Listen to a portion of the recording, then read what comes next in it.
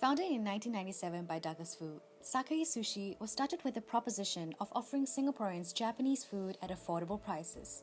The brand expanded tremendously during its first decade of business, both locally and internationally.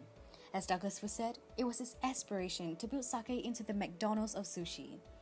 However, in recent years, Sakae suffered consecutive losses, with worsening brand image and several ex-employee complaints. By March 2017, it had closed down 10 underperforming outlets out of a total of 46 in Singapore. Upon facing such challenges, Sakae management engaged BSP Consulting for their recommendations. Thank you for coming. On my way up here, I noticed that our restaurant down there was so empty. This is very worrying. Do people just not like sushi anymore? Porter's 5 Forces framework is the perfect framework to address your question. We shall examine the Japanese food industry in Singapore, your largest market. Firstly, threat of new entrants. While some initial capital investment is required to start a Japanese restaurant, it is usually insufficient to deter newcomers. Therefore, the threat of new entrants is moderate. Secondly, bargaining power of suppliers.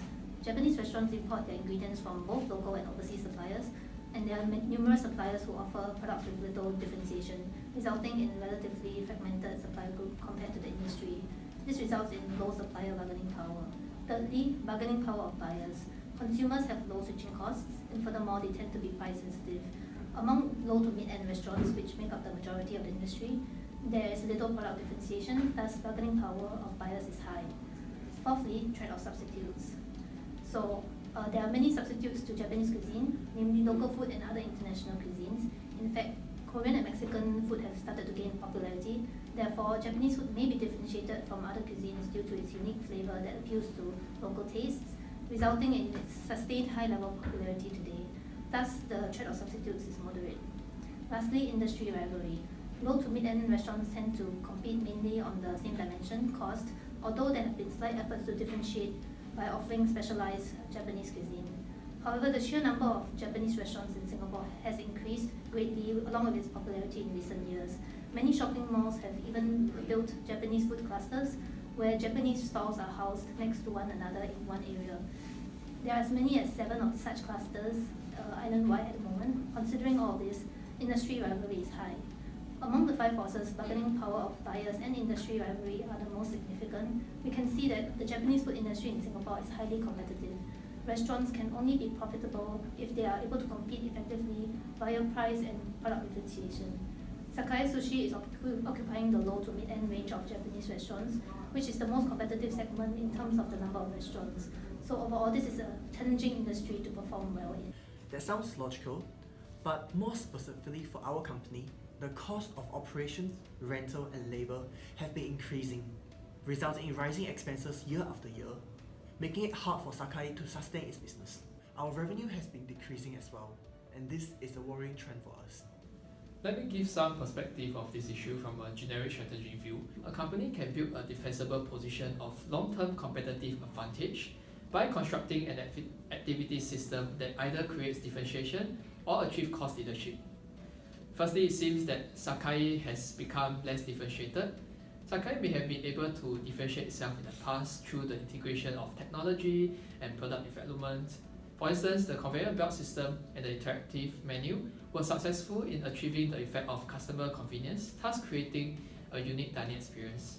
And your data shows that Sakae grew tremendously within a short period of time in its early years, with the net profit hitting 3.7 million with a revenue of 51.9 million in 2006. However, technology is becoming more advanced and easily available. Many other competitors are also entering into the Japanese food industry and are also employing this technology into their restaurants. What was uncommon is now becoming increasingly common. Secondly, this attitude of innovation extends to our product development strategy.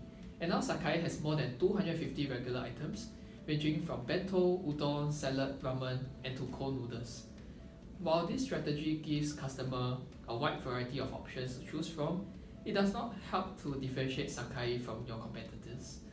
This is unlike Genki Sushi, Sushi Express, and Maki-san that have focused their sushi as their product and are known for their sushi in the eyes of the consumers. As Sakae does not have a single item they are known for, it is hard to differentiate them from other competitors.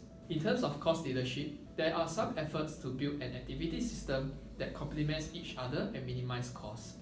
For instance, Hey Sushi provides halal certified Japanese cuisine, reaching out to the Muslim population in Singapore. Novell provides catering services that offer a unique on-site conveyor belt sushi dining experience. Hey Delivery and Sakae Delivery provides delivery services. The Sakae headquarters houses the central kitchen and ties these different brands and services together. Yet, Sakae's cost is still extremely high and has been increasing over the years. For instance, cost of sales rose from 29% in 2014 to 38% in 2015. Other operating expenses also increased from 26% to 34% in 2016. Sakae's administrative costs and operational costs were 45% and 72% of its revenue respectively. All these indicate a worsening utilization of resources input in generating revenue. For periods leading up to the fourth quarter of financial year 2017, Sakae's holding faced dropping revenues due to sluggish economic conditions, weakening market sentiments globally. Additionally, according to the resource-based view model, your firm needs to build RIN resources: valuable, rare, inimitable, and non-substitutable. I believe that your main resource is the Sakae Sushi brand. The brand is valuable given that it is known to most Singaporeans due to its great popularity in the past. However, it is not rare as many other Japanese food chains have built popular brands. While it is inimitable, it is also, because reputation cannot be siphoned away, it is also substitutable as the other brands serve a similar purpose. Therefore, it is not a vain resource.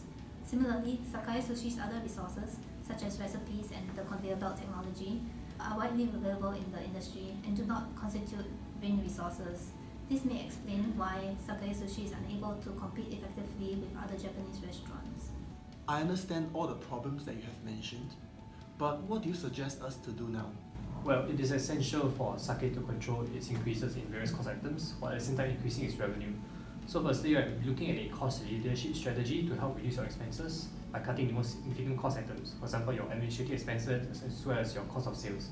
It's quite clear that you have a very big overstaffing issue with your organization because right now there are simply too many back office personnel to support your current level of revenues. And as such, we recommend that you eliminate any redundant roles that you have, as well as restructure the organization towards having a lean operating structure. We should also look at further reducing your cost of sales. Because currently, Sakae, you pride yourself on having a wide variety of items on your menu, but at the same time, it also creates a very burdensome cost structure for Sakae.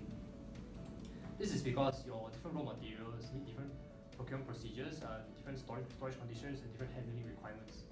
So currently, Sakae, you boast that 75% of your raw materials come from Japan, and not only that, but from different parts of the country and from different suppliers. And this is partially due to the wide variety of raw materials that you need as well. So if you could really slim down your menu and keep only the basic items, right, it will really simplify the purchasing process of your raw materials. So you'll be able to purchase from a few major suppliers, enjoying economies of scale, such as, for example, lower average cost in storage, a lower cost in transport and negotiation, etc., etc. What about the problem of the increased competition in the Japanese food industry? So as you can see, right, there are a lot of affordable Japanese cuisines that have been emerging in the market, such as Sushi Express, Dacho, so on and so forth. That has really been making the affordable Japanese food market highly saturated. While we understand that this is essentially your traditional target segment, right, I think it's time for you to also consider expanding into new markets. But this is something that actually you yourselves have experimented with in the past with your Senju brand, which targeted the premium Japanese market. I believe now is the time for you to actually revive interest into this venture. So this new focus can also allow you to explore new offerings as well, such as an organic food line, which your traditional restaurants might not be able to explore given its much higher cost. So we analyze this using the Porter's 5 forces framework. This would really significantly reduce the trade-off rivalry among firms, because this will allow you to basically differentiate yourselves from your competitors with a unique and premium brand. What about improvements to our core offerings? How can we improve sales at our current Sakae outlets? Because that's how we began, and we don't want us to simply abandon it to focus on new segments. What we can do for your current outlets is to create seasonal menu items. Now, there is really not much reason for anyone to really visit any of your outlets now, because nothing new really comes out of any of it. So what we need to do is give customers a reason to essentially come back to us. So provide many items that cycle in and out of your offerings to give customers a sense of limited, only available for a limited period of time. So that can also help differentiate you from your competitors, because right now not many other Japanese restaurants do this. So instead the way that they differentiate themselves is really to specialize themselves in a very, very key area. For example, Sushi Express is very well known for being specialized in the area of sushi. So for us, right, what you can do is just give customers, we can provide menu items such as simple pufferfish, sashimi, or maybe also have this menu item from Japan called Pacific curry or sanma, which is very popular during the autumn periods. We should also look at basically creating unique dishes based on them for our local palates. In order for us to create more sustainable advantage over your competitors over time. Perhaps even creating a new brand for example, or maybe even rebranding Sakae itself. So this will also align it with the green framework. Firstly, it is valuable because it's a unique differentiating factor. Obviously, there's no real other Japanese restaurant that really does a fusion of basically Japanese and local cuisines. And it's also rare for exactly the same reason, because this is not a practice that is really being conducted right now. It is also imitable because other competitors cannot easily replicate our new fusion offerings very, very rapidly, because it takes time to combine the Japanese cuisines with our local palates. Thank you for your valuable analysis and suggestions. However, there are still a lot for us to do. Meanwhile, what do you think?